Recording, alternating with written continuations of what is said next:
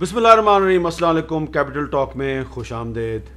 हुकूमत ने chairman senate का इलेक्शन जीता और इसके बाद तवक्को की जा रही थी कि हुकूमत अपोजिशन को साथ लेके चलने की कोशिश करेगी, लेकिन आज दो वफाकी वज़रा ने हुकूमत की तरफ से मुतालबा कर दिया है कि पूरे का पूरा इलेक्शन कमीशन जो है ये मुस्तफ़ी हो जाए, क्योंकि हमें इस इलेक्शन कमीशन पर एतमाद नहीं है।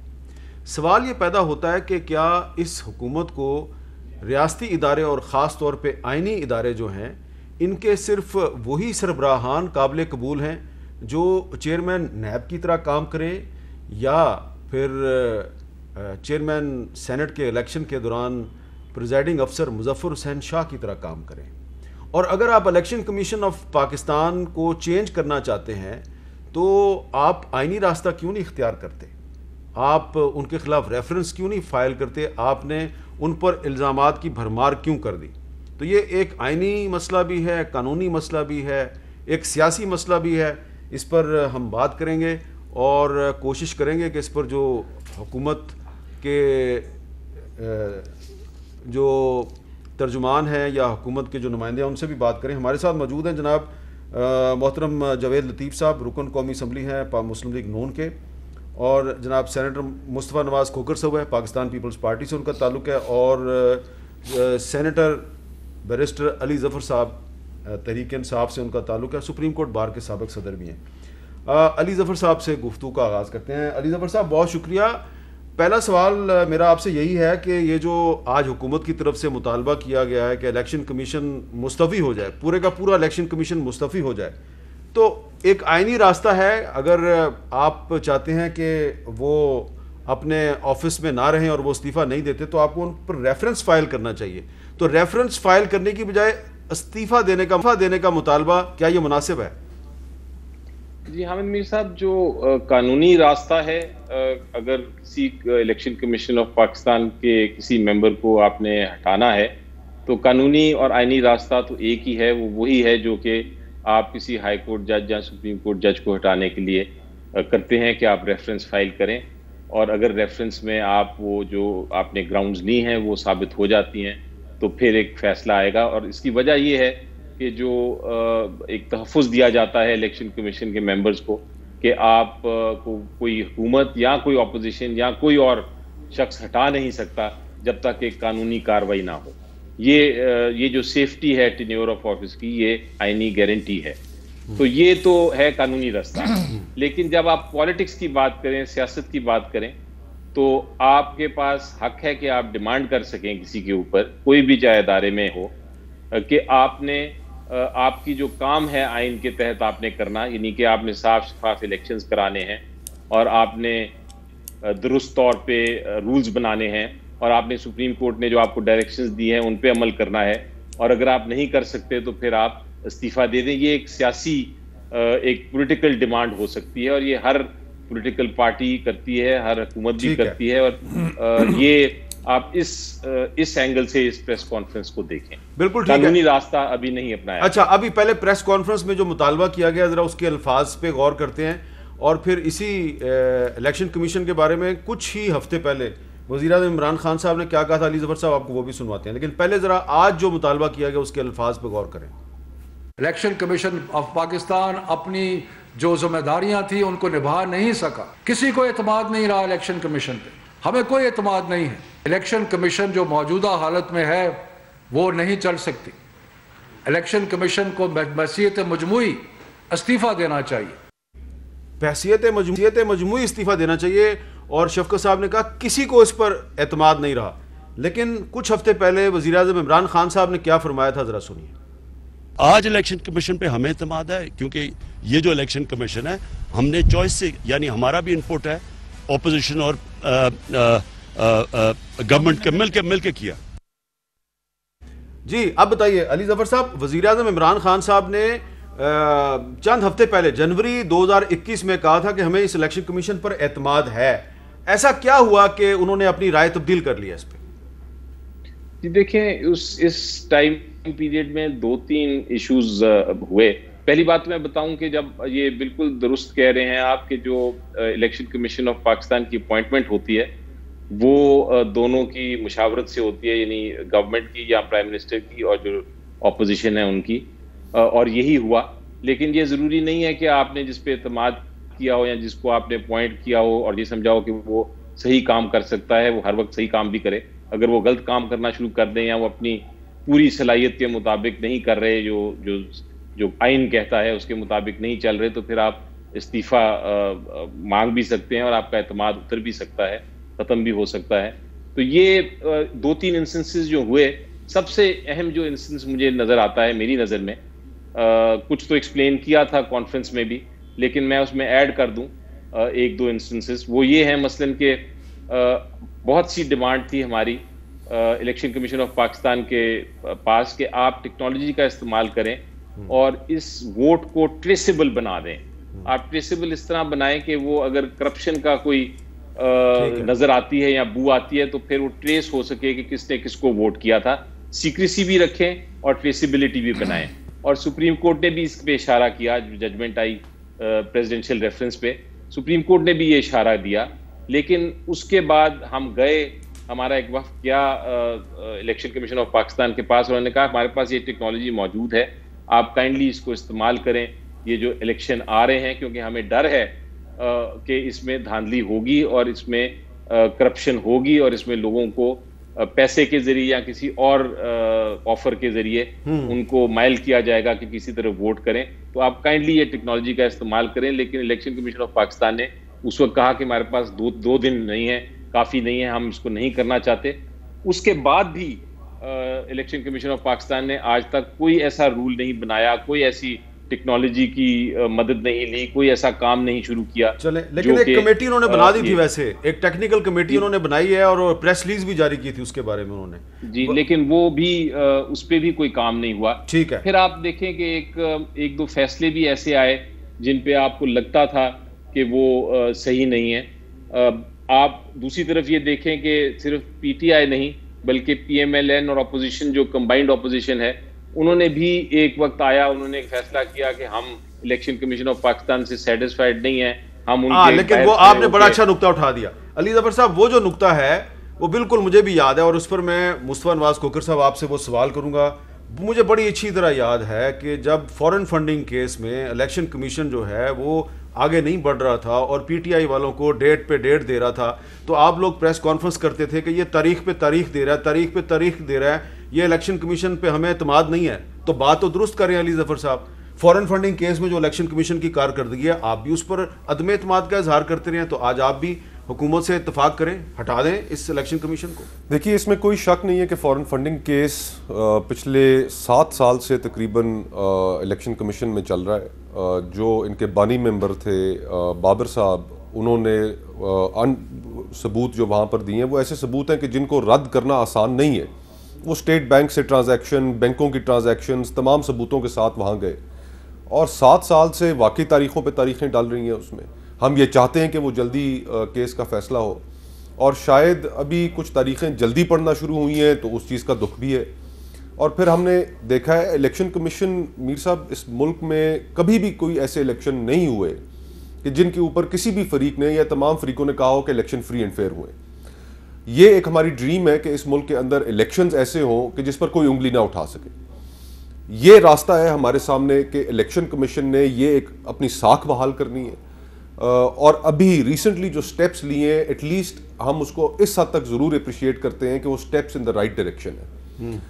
बाई इलेक्शन का कॉन्डक्ट जिस तरह हुआ, उन बाई इलेक्शंस में जो स्पेशली डस्का के अंदर जो पंजाब हुकूमत का किरदार रहा, वहाँ पर पुलिस का किरदार रहा, चीफ सेक्रेटरी का किरदार रहा, दीगर ब्यूरोक्रेसी का किरदार रहा, उसके ऊपर पहली दफ़ा इलेक्शन कमीशन ने पब्लिकली ना सिर्फ उनको जिम्मेदार ठहराया बल्कि उनके खिलाफ कार्रवाई का भी मुतालबा किया। तो इससे, और वो जो फिर 20 अफसरान जो वहाँ पर पोलिंग अफसर गायब हो गए थे, फिर वो उनके हवाले से भी इलेक्शन कमीशन ने स्टैंड लिया। तो अब नज़र ये आ रहा है कि इलेक्शन कमीशन अपने आप को असर्ट करना शुरू हुआ है, अपने जो इख्तियारात हैं उनको एक मुनसफाना तरीके में एटलीस्ट इस्तेमाल करने की काविश। पहले सोया हुआ था, अब जाग गया है। अभी भी हम ये नहीं कहेंगे कि मुकम्मल तौर पर जाग गया है, हम ये ज़रूर कह सकते हैं कि वो एक दुरुस्त सिमत में जा रहे हैं और हम अपोजिशन और पाकिस्तान की तमाम दीगर सियासी जमातों के एतमाद अगर वो हासिल करने में कामयाब हो जाते हैं तो ये पाकिस्तान के लिए बेहतर होगा। लेकिन ये जो हुकूमती वुज़रा ने आज जो प्रेस कॉन्फ्रेंस की है, इनको तो आदत है अंपायर को साथ में लाकर खेलने की। अब अगर इलेक्शन कमीशन इनको डस्का पे चैलेंज कर रहा है, इनकी बात नहीं मान रहा, तो अब इनको परेशानी इस चीज की है कि इलेक्शंस बाय इलेक्शंस हो या आने वाले जनरल इलेक्शंस हो, वो इन्होंने जीतने कैसे। अच्छा, अब जवेद लतीफ साहब, अगर इलेक्शन कमीशन जो है वो NA-75 डस्का के हवाले से जो आपकी पार्टी का मौक़िफ़ था कि इलेक्शन दोबारा करवाया जाए, पूरे का पूरा, सिर्फ 20 हलकों में ना करवाया, 20 पोलिंग स्टेशन पे ना हो इलेक्शन दोबारा, बल्कि पूरे के पूरे हलके में दोबारा इलेक्शन करवाया जाए, तो इलेक्शन कमीशन ने अगर वो फैसला कर दिया है तो अब आप और पीपल्स पार्टी जो है वो पुराना अपना मुतालबा और पुराना मौक़िफ़ भूल गए हैं। जब फॉरेन फंडिंग केस का फैसला ना आने पर आप कहते थे कि ये इलेक्शन कमीशन अच्छा नहीं है, अब वो अच्छा हो गया क्योंकि फैसला आपके हक में आ गया। शुक्रिया हामिद मीर साहब।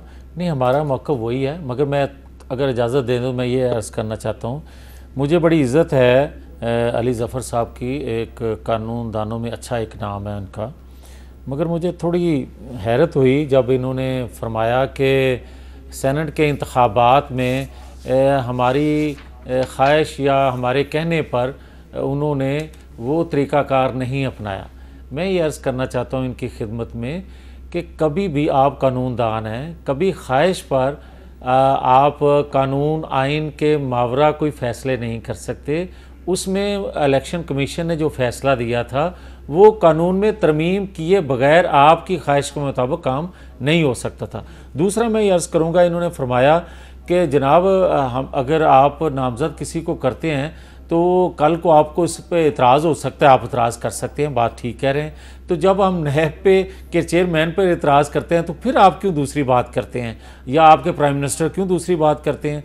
तीसरा मैं इनकी खिदमत में एक और अर्ज़ करना चाहता हूँ, जो इन्होंने फरमाया कि सियासी मुतालबा है हमारा। मैं इनकी खिदमत में अर्ज़ करना चाहता हूँ कि हुकूमत वक्त कोई भी हो वो सियासी मुतालबे नहीं किया करती, वो आइन कानून के मुताबिक बात किया करती है। ये सियासी मुतालबे जो भी उस वक्त की अपोजिशन होती है ये उसका काम होता है। आप रेफरेंस की बात कर रहे हैं, अच्छी बात की उन्होंने, मगर आपने इससे पहले एक जस्टिस काजी फायज़ ईसा साहब हैं, उनके मतलब भी इन्होंने एक रेफरेंस दायर किया और उसका जो अंजाम हुआ उससे सबक सीखना चाहिए। और मैं इनकी खिदमत में ये अर्ज़ करूँगा कि आप सिर्फ ये बता दें कि आप किस अदारे से खुश हैं और किस बुनियाद पर खुश हैं। अच्छा, सवाए नैब के किसी और अदारे से बताएं। अच्छा अली ज़फ़र साहब, इसी वाले से मेरा एक और सवाल है कि क्या ये मुनासिब ना होता कि जैसा कि आपने खुद हवाला दिया कि सुप्रीम कोर्ट ने जो इनको अपनी ओपिनियन दी थी आर्टिकल 186 के तहत, उसमें कहा था कि आप ऐसे इकदाम करें कि वोट काबिल शनाख्त हो, तो आपके ख्याल में इलेक्शन कमीशन ने सुप्रीम कोर्ट की हिदायत पर अमल दरामद नहीं किया, तो इस पर इलेक्शन कमीशन के खिलाफ तौहीन अदालत की कार्रवाई भी तो हो सकती है। जी, वो स्टेप्स तो कानूनी स्टेप्स तो वो हो सकती हैं, लेकिन जो मकसद है कि आप एक्सट्रीम स्टेप पे इमीडिएटली नहीं जाते।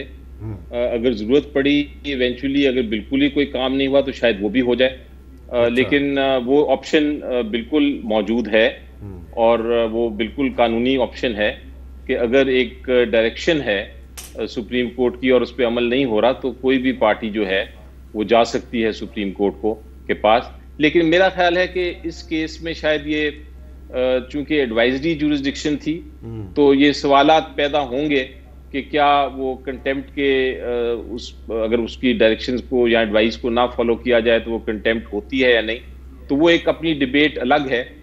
लेकिन बिल्कुल ऑप्शन अवेलेबल है कि आप कम से कम अगर एक्सट्रीम स्टेप लेना चाहें और ऐसी कंटेम्प्ट की कार्रवाई करनी चाहें तो आप सुप्रीम कोर्ट के पास वापस जा सकते हैं। फिर सुप्रीम कोर्ट की मर्जी है कि वो आगे उसको देखे कि मैं कंटेम्प्ट करना चाहता हूं, यानी कंटेम्प्ट बनती है या नहीं। अच्छा, अब जरा जवेद लतीफ़ साहब हमारे पास बैठे हुए हैं, तो जवेद लतीफ़ साहब ने पिछले दिनों एक बयान दिया है, ज़रा उनका वो बयान सुने और फिर मैं आपसे पूछूंगा कि ये बयान जो है ये आईन पाकिस्तान या पाकिस्तान का जो कानून है उसकी खिलाफवर्जी है या नहीं। सुने जी जवेद लतीफ़ साहब ने क्या कहा था। खुदा न खास्ता मरियम नवाज शरीफ को कुछ हुआ तो हम पाकिस्तान खप्पे का नारा नहीं लगाएंगे। हम पाकिस्तान में जो लोग इसमें मुलव्वस हुए पाकिस्तानी कौम उसको कटहरे में लाएगी। जी अली ज़फ़र साहब, कुछ लोगों का ख्याल है, आपकी पार्टी के कुछ वुज़रा का भी ख्याल है और कुछ और भी लोग जो हैं जिन्होंने लाहौर में मुख्तलिफ थानों में दरख्वास्तें दायर की हैं कि जावेद लतीफ़ साहब जो हैं उनका ये बयान जो है ये मुल्क दुश्मनी के ज़ुमरे में आता है। आपका क्या ख्याल है, क्या इनके खिलाफ कोई कानूनी कार्रवाई हो सकती है? जी देखिए, जब आप हाई ट्रीजन की बात करते हैं और आपका सवाल बिल्कुल अगर कानून के मुताबिक मैं जवाब दूं तो हाई ट्रीजन इस तरह के बयानात पे नहीं हो सकती मेरी नज़र में। हाई ट्रीजन एक बहुत बड़ा बहुत ही सीरियस इल्ज़ाम है और बहुत उसके लिए बड़े मुख्तलिफ इंग्रेडिएंट्स होते हैं। हमने इस्तेमाल करना शुरू कर दिया है आम जुबान में कि जब भी जो कुछ हो उसको वो हाई ट्रीजन है और उसको सजाए मौत होनी चाहिए जो आइन में लिखी हुई है।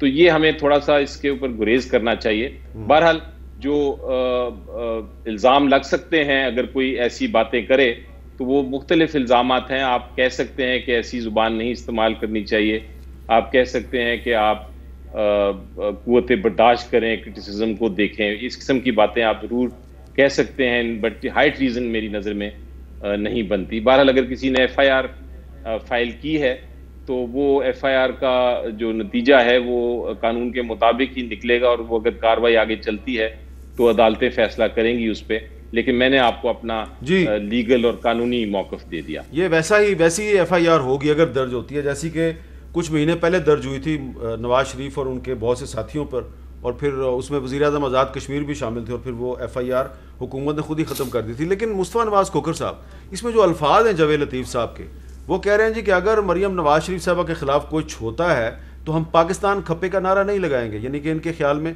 जो आसिफ जरदारी साहब ने मोहतरमा बेनज़ीर भुट्टो की शहादत के बाद जो पाकिस्तान खप्पे का नारा लगाया था वो ठीक नहीं था और ये वो काम नहीं करेंगे। इसकी वजाहत तो मियाँ साहब खुद ही देंगे। मैं तो जनरली इतना कह सकता हूँ मीर साहब के गद्दारी और कुफर के फतवे इन्होंने हमारे माशरे के अंदर, हमारे मुल्क के अंदर, हमारी मुल्क की तारीख़ में बहुत बिगाड़ पैदा किया। हमने गद्दारी और कुफर के फतवे बांट कर इस मुल्क में लोगों को मरवाया है, उनकी जानें ज़ाया हुई। तो इसलिए फिर आप अप्रिशिएट करते हैं कि अली ज़फ़र साहब, बिल्कुल अप्रिशिएट अली ज़फ़र साहब ने जो लाइन ली है, मैं बिल्कुल अली ज़फ़र साहब की बात को अप्रिशिएट करता हूँ। मैं और उन्होंने ये पब्लिकली ये बात की। हालांकि PTI के अंदर अगर आप हों और आप एक डिफिसिव बात ना करें, आप टॉक्सिक बात ना करें, आप आपस में लड़ाई झगड़े वाली बात ना करें तो उसकी पजीराई कम ही होती है, इनकी अपनी जमात में कम होती है। लेकिन इनकी अवाम में इनका जो स्टांस है इसके बाद इनकी पजीराई ज़रूर होगी। आपके अपने ऊपर मीर साहब, यहाँ पर आपका जो चैनल है इसके ऊपर एक ज़माने में आज से चंद साल कबल कैसी FIRs दर्ज हुई और क्या इल्ज़ामात लगाए गए मजहबी हवाले से। तो ये गैर ज़रूरी अमल है। हमें अपने माशरे के अंदर ऐसी चीज़ों को प्रमोट करना चाहिए कि जिससे हमारा भाईचारा बढ़े, हम एक दूसरे को बर्दाश्त करना सीखें, ना कि हम एक दूसरे के ऊपर इस तरह के इल्ज़ामात लगाएं। हमने तो इस मुल्क में बानिया पाकिस्तान की बहन को नहीं बख्शा, उनके ऊपर हमने मोहतरमा फातिमा जिन्ना साहिबा के ऊपर उनको गद्दार वतन डिक्लेयर कर दिया, तहरीक पाकिस्तान के कारकुनान को हमने गद्दार वतन डिक्लेयर कर दिया। तो ये रविश जो है कि अब जिन साहिबान ने इनके ऊपर शायद FIR की दरख्वास्त दी हो, शायद ये वही लोग हों जो बैनर शैनर्स लगाते रहे पीछे। या सादिक साहब के खिलाफ भी इस तरह का सिलसिला चल पड़ा था। तो हमें इससे इज्तनाब करना चाहिए। आज अभी आपने अपने इंट्रो में भी दिखाया शहबाज गिल साहब के ऊपर जिस तरीके से हुआ, लाहौर हाई कोर्ट में वो गए, अनफॉर्चुनेट है, नहीं होना चाहिए, मैं उसको कंडेम करता हूँ। लेकिन हमारा जो सियासी कल्चर है आपसे आपकी तैयारी करें। जी बिल्कुल, देखिए हम आपके ख्याल में शहबाज गिल साहब के साथ जो हुआ गलत हुआ, बहुत गलत हुआ। हम सियासी मुखालिफ हैं, हम सियासी दुश्मन नहीं है और इस सियासी मुखालफत को टॉलरेट करना चाहिए। ये आज बहुत अच्छी बात है कि अली ज़फ़र साहब जो हैं उन्होंने ये कहा है कि जावेद लतीफ़ साहब के खिलाफ हाई ट्रीजन का मुकदमा कायम करना जो है नहीं होगा। और मुस्तफ़ा नवाज़ खोखर साहब ने और जावेद लतीफ़ साहब ने शहबाज गिल साहब के साथ लाहौर में जो हुआ उन पर स्याही फेंकी गई, इन दोनों ने उसकी मजम्मत की है। लेकिन जो जावेद लतीफ़ साहब ने कहा कि हम पाकिस्तान खप्पे का नारा नहीं लगाएंगे, मैं इस पर अभी इनसे भी बात करूंगा। लेकिन वक्फा लेने से पहले मैं आपको परवेज़ खटक साहब का एक 4-5 साल पुराना बयान सुनवाऊंगा जब वो चीफ मिनिस्टर थे खैबर पख्तूनख्वा के। तो उन्होंने क्या कहा था, ज़रा सुने। मैं नवाज शरीफ को कहता हूं कि तुम हमारे हक नहीं देते, हमारी बात नहीं सुनते, तो हमें बागी बनाना चाहते हो। हम बागी बन जाएंगे तो फिर इस मुल्क का हशर नशर हो जाएगा। हमें बागी मत बनने दो, हमारी जुबान मत बदलो, ये ना हो कि हम कुछ और नारा लगा दें। तो ये जवेद लतीफ़ साहब जो हैं ये किससे मुतासर हुए हैं, आसिफ जरदारी साहब से या परवेज़ खटक साहब से? ये इनसे पूछते हैं एक वक्फे के बाद।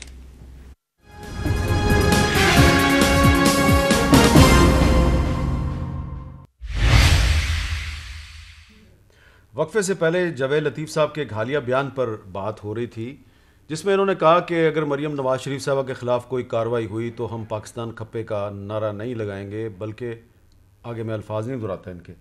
जवेद लतीफ़ साहब, आसिफ जरदारी साहब का बयान आपको अच्छा नहीं लगा, तो जो परवेज़ खटक साहब ने 2016 में बयान दिया वो बहुत अच्छा था। नहीं, मैं अगर इजाज़त दे दें मुझे थोड़ा टाइम ज़रूर दीजिएगा, क्योंकि बड़ा हसास इशू है और बड़ा ये इस पर वावेला हुआ है।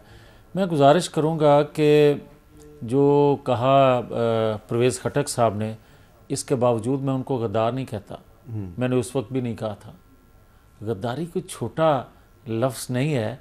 आप किसी पाकिस्तानी को ये कह दें, उसकी तो मौत वाक़या हो जाती है उसी दिन। आजकल तो किसी को आप गद्दार कह दें वो खुश होता है, वो कहता है एजाज़ है भाई, फातिमा जनाब पे भी गद्दारी का इल्ज़ाम लगा था, मेरे पे भी लग गया। लेकिन मैं कम अज़ कम आप सियासी वर्कर्स में नहीं हूँ। मैं ये कहता हूँ कि ये ज़रूर है बदकिस्मती से कि हम दूसरे दर्जे के पाकिस्तानी हैं और उनमें मैं शामिल हूँ, और मेरे जैसे बेशुमार लोग हैं जो, और शायद आप भी उनमें शामिल हों, आपकी फैमिली भी, आपका यह ग्रुप भी। इस तरह कि आप ये देखें कि सेठ वकार साहब ने एक फ़ैसला दिया था एक आइन तोड़ने वाले गद्दार के ख़िलाफ़, और फिर उससे अगले दिन ही क्या फ़ैसला आ गया था? वो था पहले दर्जे का पाकिस्तानी, जिसके हक़ में तमाम लोग जो थे एक दूसरे से बढ़कर आगे निकल रहे थे कि फौरी तौर पर इस चीज़ को जो है वो क्लियर होना चाहिए, क्योंकि हम दूसरे दर्जे के पाकिस्तानी। जवेद साहब, ये भी आप याद रखें कि सेठ वकार साहब के उस फैसले के खिलाफ जिन लोगों ने प्रेस कॉन्फ्रेंस की थी, फ़रोग नसीम, फिरदौस हाशिकवान, फवाद चौधरी, सब ने जाके पेशावर हाई कोर्ट में माफ़ी मांगी है। अच्छा, मैं एक और अर्ज़ करना चाहता हूँ। माफ़ी मांगने से ये बात नहीं ख़त्म होगी। जिस तरह मैंने कहा था कि सिर्फ पाकिस्तान खप्पे कहने से मसला हल नहीं होगा। मैं ये कहता था कि पाकिस्तान खप्पे तो आप कहें, मगर उसके साथ आपको पाकिस्तानी अवाम खप्पे, पाकिस्तान की जमहूरियत खप्पे, वो सब कुछ कहना पड़ेगा। और मैंने ये कहा था कि अगर मरियम नवाज शरीफ पर खुदा न खास्ता हमला होता है तो मैं ये क्या गलत कह रहा हूं कि उन लोगों को, उन मुल्ज़िमों को कटहरे में लाना होगा। और मैंने क्या ये गलत कहा है हामिद मीर साहब कि जितने जय्यद सहाफ़ी हैं, सियासतदान हैं, आप उनको भेड़ बकरियों की तरह जब आप चाहते हो आप गोली मार देते हो। वो लियाकत अली खान से ले लें, आप किसी को फांसी चढ़ा देते हो, किसी को हाई जैकर बना देते हो। आप पे गोलियां नहीं बरसी। अब मुझे ना बीच में बोलना है बार-बार। चलें आपको छोड़ देते हैं, क्योंकि आपका बड़ा दिल है, आप नहीं बात करना चाहते। मैं इसलिए बात नहीं करना चाहता कि मैं प्रोग्राम को कंडक्ट कर रहा हूं और मैं इसमें पार्टी नहीं बनना चाहता। मैं इसको छोड़ के अगली बात कर लेता हूँ, थोड़ा मुझे वक्त दे दें। मैं ये कहना चाहता हूँ ये इशू बहुत बड़ा है।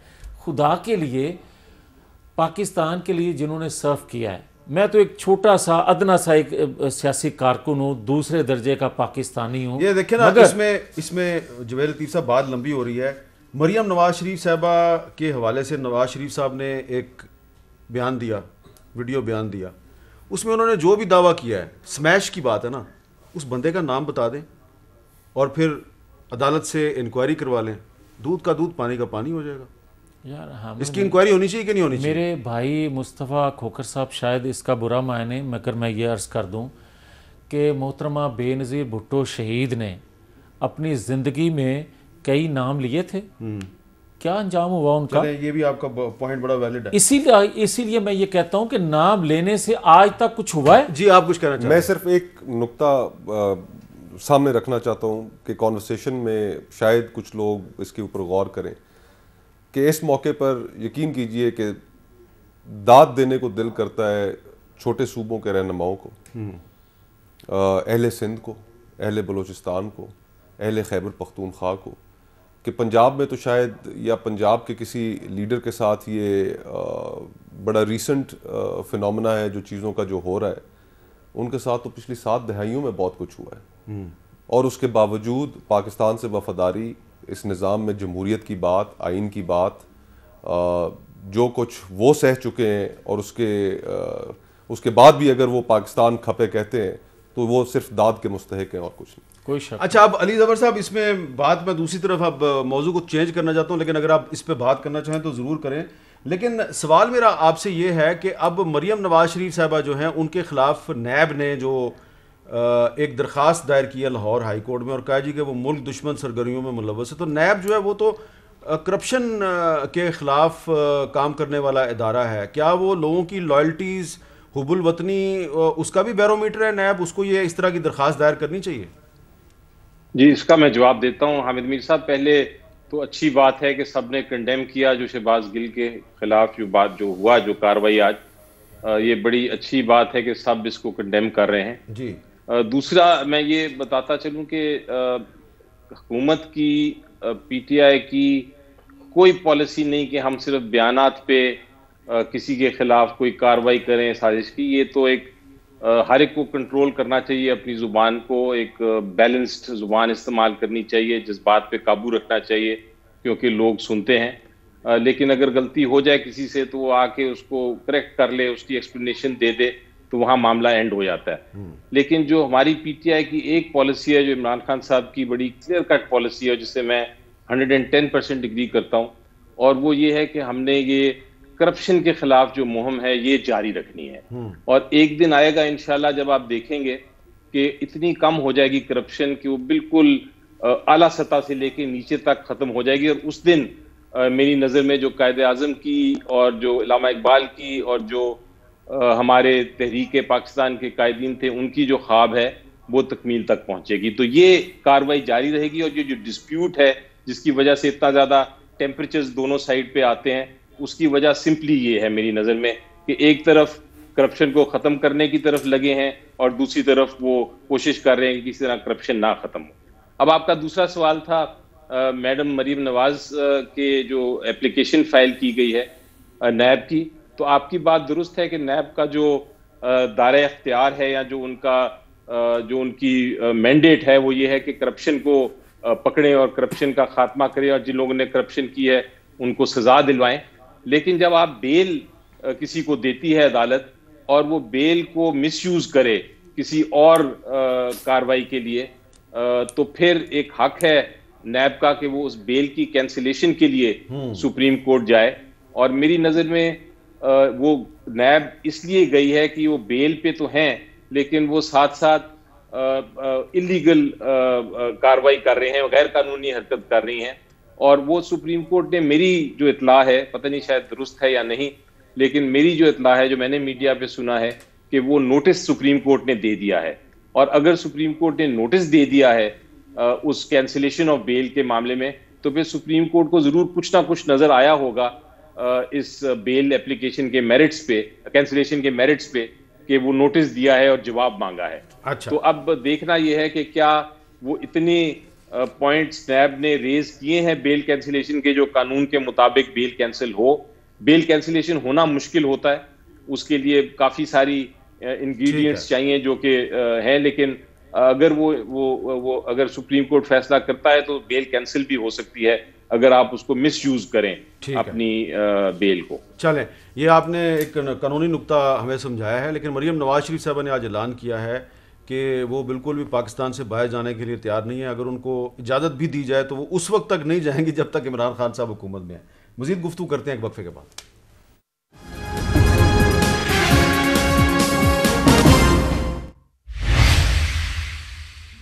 कैपिटल टॉक में खुशामदीद। जावेद लतीफ़ साहब आपके साथी हैं, साबिक़ वज़ीर-ए-आज़म शाहिद खाकान अब्बासी साहब। ये अभी उनका बयान मुझे किसी ने भेजा है, वो आपका जो बयान है जिस पर अभी हमने डिस्कशन की वक्फे से पहले, वो इसकी शदीद मजम्मत कर रहे हैं।